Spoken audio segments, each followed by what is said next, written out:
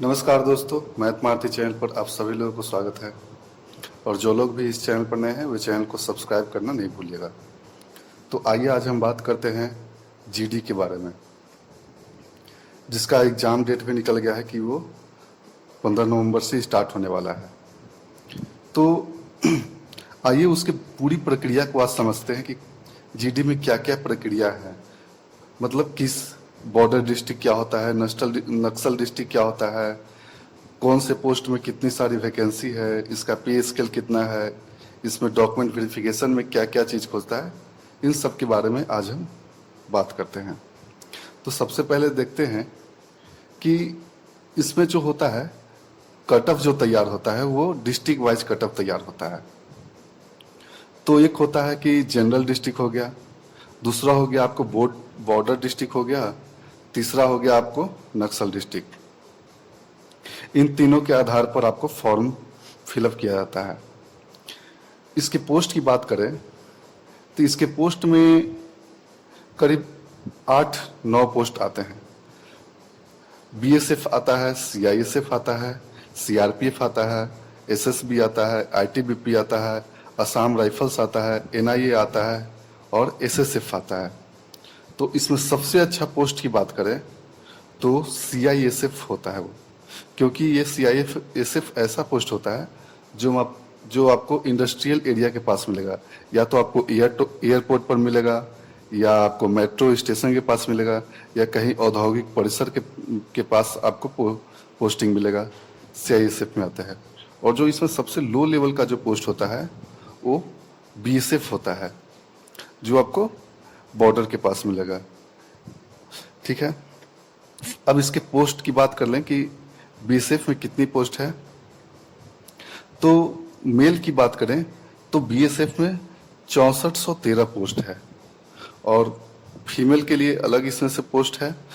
तो फीमेल के लिए कितना पोस्ट है? 1132। सीआईएसएफ की बात करें तो 7610 पोस्ट है मेल के लिए, और फीमेल के लिए 854 पोस्ट है। सीआरपीएफ के लिए एक भी पोस्ट नहीं है ये 2021 जीडी में, लेकिन ऐसा अनुमान है कि इसमें 10,000 पोस्ट के करीब बढ़ सकता है सीआरपीएफ में। एसएसबी की बात करें तो 3806 पोस्ट है, और महिलाओं के लिए 0 पोस्ट है। आईटीबीपी की बात करें तो मेल के लिए 1216 पोस्ट है, फीमेल के लिए 215 पोस्ट है। असम राइफल्स में 3185 पोस्ट है, फीमेल के लिए 600 पोस्ट है। एनआईए में इस बार 0, मतलब कोई भी पोस्ट नहीं है, न मेल के लिए है न फीमेल के लिए है। एसएसएफ में 194 पोस्ट है, और फीमेल के लिए 46 पोस्ट है। अगर टोटल मेल के लिए बात करें तो 22,424 पोस्ट की व्यवस्था इस बार की गई है, और फीमेल की बात करें तो 2847 पोस्ट है इस बार। और टोटल जो पोस्ट है वो 25,271 पोस्ट है, जो कि पिछले साल के मुकाबले बहुत कम है। पिछले साल करीब 60,000 पोस्ट था, लेकिन इस बार मतलब 35,000 पोस्ट घटा दिया गया है। हालांकि ऐसा अनुमान लगाया जा रहा है कि सीआरपीएफ में 10,000 पोस्ट बढ़ सकता है। अगर ये 10,000 बढ़ गया तो आपको 35,000 के करीब पोस्ट हो जाएंगे, जो कि कट ऑफ में चेंजिंग भी ला सकता है। अगर 25,000 के करीब रहा तो कट ऑफ बढ़ सकता है, क्योंकि पिछले साल का आप कट ऑफ देख सकते हैं। तो आगे हम कट ऑफ की बात करेंगे। तो अगर इसके पे स्केल की बात करें तो ये लेवल 3 का पे स्केल आता है। मतलब इसमें आपको जो बेसिक पेमेंट होगा वो 21,700 होता है, और इसमें डीए मिलता है, पीए मिलता है, ये सब जोड़कर और ज़्यादा हो जाता है। इसमें क्या होगा कि आपको बॉर्डर वाइज फॉर्म भरना पड़ता है, नक्सल वाइज फॉर्म भरना पड़ता है, इसलिए इसमें आपको डोमिसाइल खोजता है। इसलिए जो भी कैंडिडेट इसमें फॉर्म फिलअप किए हैं और उनको विश्वास है कि मैं ये एग्ज़ाम निकाल लूँगा, तो डोमिसाइल बनवा कर रख लेंगे ताकि आने वाले समय में काम देगा। ये डोमिसाइल आपको डॉक्यूमेंट वेरिफिकेशन के समय खोजेगा। इसमें एज की बात करें तो ये 18 से 23 तक के ही लोगों को फॉर्म भरना पड़ता है, इसलिए इसमें नए नए लोग आते रहते हैं क्योंकि अधिकतर लोग होते हैं कि ग्रेजुएशन जैसे कि 21 साल में पूरा होता है, और 21 साल के बाद अधिकतर लोग ये मतलब कंपटीशन की तैयारी करने के लिए आते हैं। तो 1 साल 2 साल समय लग ही जाता है। तो ये हमेशा इसमें कैंडिडेट जो होते हैं ना, रिन्यूअल होते रहते हैं। ठीक है। इसमें SC ST की बात करें तो SC ST को 5 साल का रिलैक्सेशन भी मिलता है, एज रिलैक्सेशन, और OBC को 3 साल का मिलता है। EWS को रिलैक्सेशन अभी नहीं मिलता है। अगर आप इसमें NCC किए हुए हैं तो उनको बहुत फायदा मिलता है। जैसे कि अगर NCC का आपको C सर्टिफिकेट है तो करीब 5 मार्क्स का बोनस अंक मिल जाएगा, और अगर B सर्टिफिकेट है आपको तो 3 मार्क्स का बोनस अंक मिलेगा, और अगर A सर्टिफिकेट है तो 2 मार्क्स का बोनस अंक मिलता है। तो जो NCC किए हुए रहते हैं उनके लिए बहुत फायदेमंद होता है, क्योंकि एक एक नंबर का वैल्यू होता है, इसलिए 5 मार्क्स बोनस अंक मिल जाता है। इसलिए अगर जो NCC किए हुए हैं वे जरूर से जरूर एप्लीकेशन फॉर्म भरते समय डालिएगा। अब आगे बात करते हैं इसके एग्जामिनेशन की। इसके एग्जामिनेशन में आपको मेनली 4 सब्जेक्ट का एग्जाम होता है। रीजनिंग में आपको 25 क्वेश्चन रहेगा, जीके में 25 क्वेश्चन रहेगा, मैथ का 25 क्वेश्चन रहेगा, और इंग्लिश या हिंदी रहेगा जिसमें 25 क्वेश्चन रहेगा। इंग्लिश या हिंदी मतलब आप किसी एक का भी इसमें एग्जाम दे सकते हैं। ठीक है। पिछले बार नेगेटिव मार्क्स की व्यवस्था नहीं थी, और इस बार 0.25 नेगेटिव मार्क्स की व्यवस्था कर दी गई है। मतलब 4 क्वेश्चन पर आपको 1 अंक इस बार काटा जाएगा। हर बार क्या होता था कि पिछले बार आप देखे होंगे कि कट ऑफ में बहुत ज़्यादा बढ़ोतरी हुई थी, और इस कारण बढ़ोतरी होती थी कि नेगेटिव मार्किंग नहीं था, और ऊपर से नॉर्मलाइजेशन भी होता था, क्योंकि बहुत सारे शिफ्ट में होता है। इस चलते ऑब्वियस है कि नॉर्मलाइजेशन होना ही है, क्योंकि किसी शिफ्ट में डिफिकल्टी लेवल कम रहता है, किसी शिफ्ट में ज़्यादा रहता है, तो इसलिए सबको बराबर करने के लिए नॉर्मलाइजेशन करना पड़ता है, जिससे कारण से कट ऑफ इंक्रीज होता है। तो अगर इसके आगे बात करें तो रिटेन के बाद आपको फिजिकल इफिशियंसी टेस्ट देना होता है। फिजिकल इफिशियंसी टेस्ट में क्या होगा कि आपको सबसे पहले दौड़ होता है, जो कि मेल के लिए 24 मिनट में 5 किलोमीटर का दौड़ होता है। नॉर्मली और भी जो आर्मी होते हैं, आर्मी के मुकाबले बहुत ही ये अच्छा मतलब माना जाता है कि इसमें ज़्यादा दौड़ना पड़ता है, ज़्यादा कठिन नहीं होता है, इसलिए ये आसान होता है इसमें। तो आपको इसमें 24 मिनट मिलते हैं 5 किलोमीटर के दौड़ने के लिए, और फीमेल के लिए 1.6 किलोमीटर होते हैं, मतलब 1600 मीटर आपको 8.5 मिनट में दौड़ना पड़ता है। हाइट की बात करें तो जनरल जो हाइट होता है मेल के लिए वो 170 सेंटीमीटर चाहिए, और फीमेल के लिए 157 सेंटीमीटर चाहिए। और जो रिजर्वेशन कैटेगरी से आते हैं जैसे कि ST हो गए, उनको छूट मिलता है, और OBC जनरल इन सबको छूट नहीं मिलता है, ना SC को छूट मिलता है। चेस्ट जो है वो बिना फुलाए आपको 80 सेंटीमीटर तक होना चाहिए, और 5 सेंटीमीटर तक एक्स्ट्रा आप चेस्ट को फुला सकते हैं। ठीक है। इसमें भी आपको रिजर्व कैटेगरी में छूट मिलता है, ST को, या जो मतलब और भी कैंडिडेट होते हैं, एक सर्विसमैन को, ये सबको। अब डॉक्यूमेंट वेरिफिकेशन के समय आपको क्या क्या जरूरत पड़ती है, तो सबसे पहले मैट्रिक का सर्टिफिकेट, जैसे कि आपको अंक पत्र हो गया, जो मार्क सर्टिफिकेट होता है, और पासिंग सर्टिफिकेट होता है, इसकी जरूरत पड़ेगी, और डोमिसाइल की जरूरत पड़ेगी। ऐसे ये एग्जाम मैट्रिक लेवल का है, इसलिए आपको सिर्फ मैट्रिक्स का ही सर्टिफिकेट देना पड़ता है। और अगर आपके पास NCC का सर्टिफिकेट है तो वो आपको देना पड़ेगा। तो ये जो फॉर्म एप्लीकेशन भरते हैं उसमें प्रोविजनल मतलब NCC का सर्टिफिकेट मतलब भरा आता है वो, लेकिन असली जो होता है वो डॉक्यूमेंट वेरिफिकेशन के समय ही खोजा जाएगा आपको एनसीसी का सर्टिफिकेट। और जो रिजर्व कैटेगरी से आते हैं उनको कास्ट सर्टिफिकेट मांगा जाता है। इसलिए जो भी कैंडिडेट जिस कैटेगरी से आते हैं वो अपना कास्ट सर्टिफिकेट, डोमिसाइल, ये सब पहले से ही बनवा कर रखिएगा।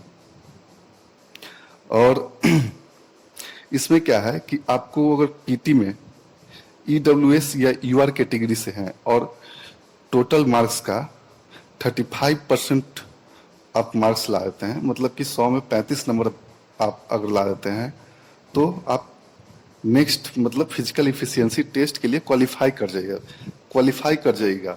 लेकिन मेरिट बनेगा या आपको कंफर्म नहीं है, ठीक है, सिर्फ आप क्वालिफाई कर सकते हैं।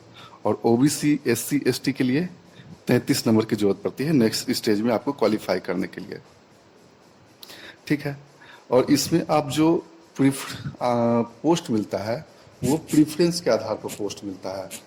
आप जैसा प्रेफरेंस दिए हैं, जैसे कि आप सबसे फर्स्ट में अगर बीएसएफ का दिए हैं तो वो बीएसएफ का ही सबसे मतलब आपके नंबर से मिलाया जाएगा कि फर्स्ट प्रेफरेंस के अनुसार आपका नंबर आता है कि नहीं। तो अगली बार में सेकंड प्रेफरेंस देखा जाता है। मान लीजिए अगर आपका 90 मार्क्स आ रहा है, ठीक है, और अगर प्रेफरेंस दिए है फर्स्ट में आप बीएसएफ का और बीएसएफ का कट ऑफ गया है 95 नंबर, तो वो आपको फिर बीएसएफ का सेकंड आपका प्रेफरेंस देखा जाएगा, ठीक है, समझ गए होंगे। प्रीवियस ईयर की बात करें तो प्रीवियस ईयर जो कट ऑफ गया था वो सीट था वो 60,000 के करीब था, ठीक है। तो इस साल के मुकाबले प्रीवियस ईयर जो था वो बहुत ज्यादा सीट था, करीब 35,000 के लगभग ज्यादा था। अब समझ सकते हैं कि कट ऑफ में इस बार कितना बढ़ोतरी होगा।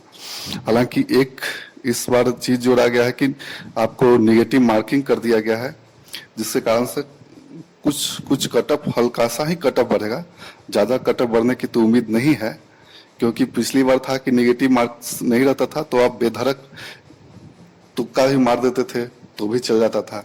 लेकिन इस बार नेगेटिव मार्किंग जोड़ दिया गया है। अगर नेगेटिव मार्किंग नहीं रहता तो समझिए कि 100 पार 101.5 100 पार अगर नॉर्मलाइज करके चल जाता है मार्क्स, इसलिए इस बार नेगेटिव मार्क की व्यवस्था की गई है। प्रीवियस ईयर कट ऑफ की बात करें तो इसमें कट ऑफ जो होता है वो स्टेट बाय स्टेट बदलता रहता है, डिस्ट्रिक्ट बाय डिस्ट्रिक्ट बदलता रहता है। बॉर्डर डिस्ट्रिक्ट का अलग निकलता है या नक्सल डिस्ट्रिक्ट का अलग निकलता है, लेकिन जो जनरल जो कट ऑफ होता है उससे ज्यादा का अंतर नहीं रहता है, मात्र 5 से 7 नंबर का अंतर रहेगा आपको। इसलिए हम जो जनरल की बात करें, मतलब एक यूपी को ले लेते हैं, यूपी स्टेट को ले लेते हैं, जिससे आपको कट ऑफ का अनुमान सारे स्टेट का लग जाएगा, क्योंकि ऐसे आपका सबसे ज्यादा कट ऑफ जो जाता है वो हरियाणा का जाता है। तो हम यूपी ले लेते हैं कि इससे आपको सारा ऑल ओवर जो स्टेट है उसका आपको कवर हो जाएगा। तो जो यूपी की बात करें तो उसमें जनरल का जो कट ऑफ था वो बीएसएफ में 83 गया था, बीएसएफ और असम राइफल्स के लिए, ठीक है, और सीआईएसएफ के लिए 87 गया था। मतलब सबसे ज्यादा 87 गया था सीआईएसएफ पोस्ट के लिए और सबसे कम गया था बीएसएफ और असम राइफल्स के लिए 83 गया था जनरल कट ऑफ। और ऑल अगर कैटेगरी की बात करें तो सारा कैटेगरी के बताना मुश्किल है, इसलिए सारा कैटेगरी में मतलब 2, 3, 4 नंबर का अंतर रहता है ओबीसी को जनरल से, ठीक है।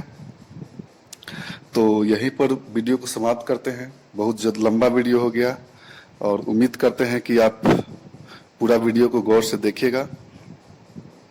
और हाँ, एक बात और कहना चाहते हैं कि तैयारी में लग जाइएगा। आपको नवंबर में एग्जाम ले लिया जाएगा अगर कोरोना की स्थिति ठीक ठाक रही। अगर कोरोना बढ़ा तो हो सकता है आपका एग्जाम का डेट एक्सटेंड भी कर सकता है।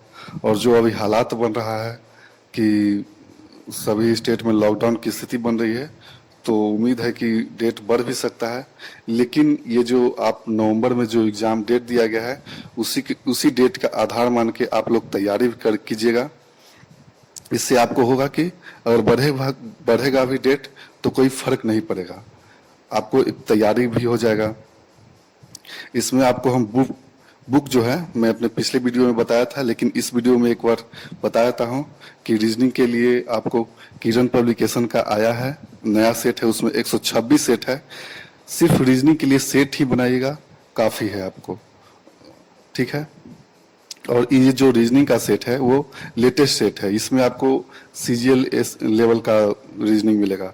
और अगर आप सीजीएल लेवल का बना दीजिएगा तो ऑटोमेटिक है कि आपको जो उससे नीचे लेवल का है वो बहुत आसान लगने लगेगा, ठीक है। मैथ के लिए आपको RS अग्रवाल एनफ है, क्योंकि मैथ में आपको एडवांस लेवल का मैथ नहीं पूछता है, सिर्फ अर्थमेटिक पूछता है। एक इसमें मेंसुरेशन जो है वो थोड़ा सा हायर लेवल का पूछता है, और वो भी मतलब आसान लेवल का पूछता है इसमें, ठीक है। और हिंदी की बात करें तो हिंदी एक आता है स्पीडी का, मात्र 30 से 40 पेज का होता है, वो पढ़ लीजिएगा, आपको इनफ रहेगा ये जीडी के लिए, ठीक है। और इंग्लिश की बात करें तो एमबी पब्लिकेशन का सेट है, अजय कुमार का आता है, वो मारते रहिएगा, ठीक है। जीके के लिए बात करें तो इसमें विविध बहुत ज्यादा पूछता है, इसलिए जितना हो सके विविध पर फोकस ज्यादा कीजिएगा। और अगर विविध की बात करें तो लूसेंट का विविध चैप्टर ज्यादा पढ़ेगा, क्योंकि इसमें हिस्ट्री या पॉलिटी से बात करें तो बहुत कम क्वेश्चन, एक क्वेश्चन आता है, और मिसलेनियस से ज्यादा क्वेश्चन आता है। करंट अफेयर से 2 से 3 क्वेश्चन आपको आएगा, तो इसलिए जितना ज्यादा हो सके मेहनत कीजिए। उम्मीद करते हैं कि आपकी तैयारी अच्छी होगी, और यहीं पर अपना वीडियो को समाप्त करते हैं। धन्यवाद, फिर मिलेंगे।